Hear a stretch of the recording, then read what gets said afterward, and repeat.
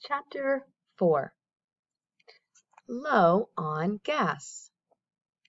Did Luke need a nap when he got back to his truck? Yes, but it was time to go.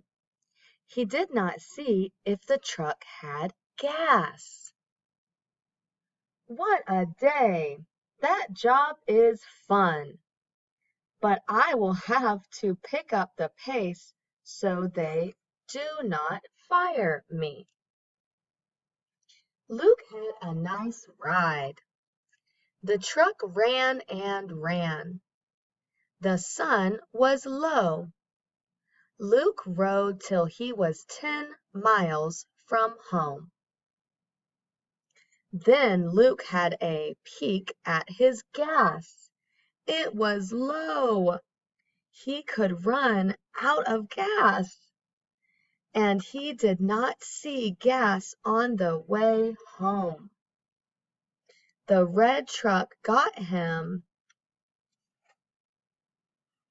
home, but Luke did not feel bad then. Where did all my gas go? The truck had a lot when I set off, Luke said. Luke knew what his mom would say to him. The truck is a gas hog. Empty, no gas.